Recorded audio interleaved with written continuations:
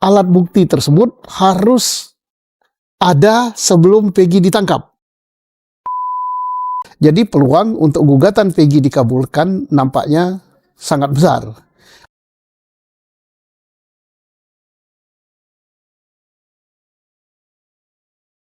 Selamat pagi semuanya.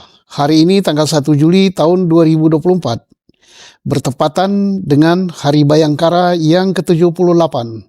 Selamat kepada seluruh anggota Polri di seluruh Indonesia dan dimanapun berada. Semoga Polri semakin dipercaya dan semakin profesional.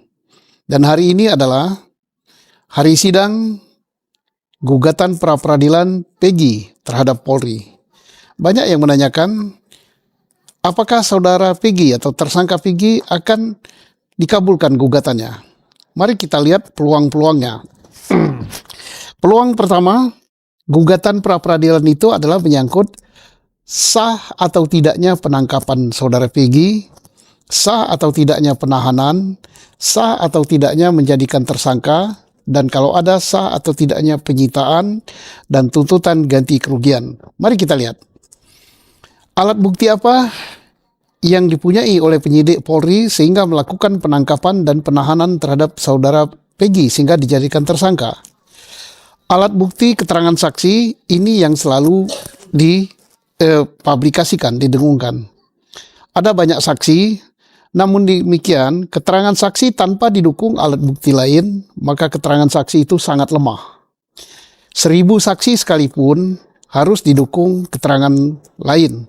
Tanpa didukung alat bukti yang lain, maka keterangan saksi itu lemah sekali. Apalagi ada saksi yang saling bertentangan, maka keterangan saksi itu tidak layak untuk dipakai. Mari kita lihat bukti kedua, yaitu keterangan ahli. Sudah banyak ahli yang diperiksa oleh penyidik, ya ada beberapa. Ahli pidana tentunya, ahli-ahli lain. Keterangan pidana ahli tersebut tidak ada juga gunanya kalau tidak didukung alat bukti yang lain. Kenapa? Keterangan ahli, saya yakin, tidak menyebutkan spesifik bahwa Peggy adalah tersangka. Kemudian yang ketiga adalah surat.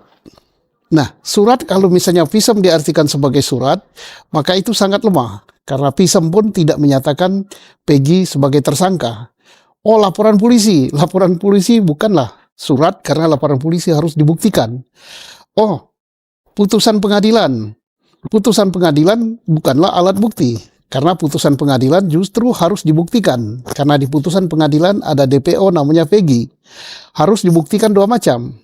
Yaitu apakah Peggy itu yang Peggy yang ditahan ini adalah Peggy yang DPO. Dan juga setelah terbukti benar misalnya, maka harus dibuktikan apakah dia melakukan kejahatan atau tidak. Berikut adalah petunjuk. Nah, petunjuk yang mana? Petunjuk itu harus ada kaitan satu sama lain. Oh, berupa raport, berupa KTP, berupa STNK dan sebagainya. Tidak ada satupun yang menunjukkan bahwa Peggy adalah sebagai pelakunya. Kalau demikian, maka alat-alat bukti apa yang bisa ditampilkan oleh Polri untuk memperkuat bahwa sah penangkapannya? Yang ditunggu-tunggu adalah alat bukti berupa scientific crime investigation, yaitu alat bukti forensik. Satu, sidik jari. Adakah sidik jari Peggy di TKP atau pada alat barang bukti? Kedua, CCTV. Adakah CCTV yang menyorot Peggy sebagai pelaku? Adakah DNA yang menyatakan bahwa Peggy, di tubuh Peggy ada DNA dari Vina dan DNA dari Eki? Adakah sperma Peggy pada tubuh daripada Vina? Kalau itu tidak ada, maka satu lagi, yaitu mungkin bisa diambil dari handphone. Handphone yang disita, dari handphone Peggy yang disita, apakah handphone itu menunjukkan keberadaan Peggy sebelum, sesaat, dan sesudah peristiwa berada di lokasi TKP? Kalau itu semuanya tidak ada, maka sangat sulit untuk mengumpulkan dua alat bukti. Dan ingat juga waktu.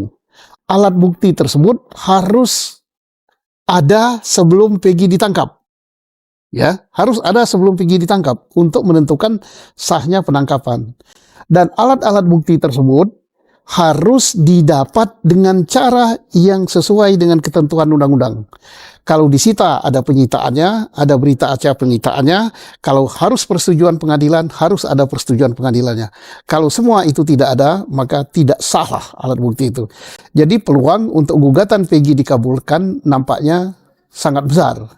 Tapi satu lagi kuncinya, ini yang perlu diawasi oleh seluruh publik Indonesia adalah hakim yang bijak, yang adil, kemudian tidak memihak kepada pihak manapun juga, kecuali memihak kepada kebenaran dan keadilan.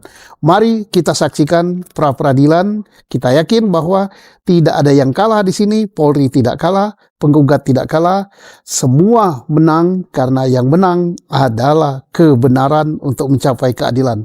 Selamat menegakkan hukum.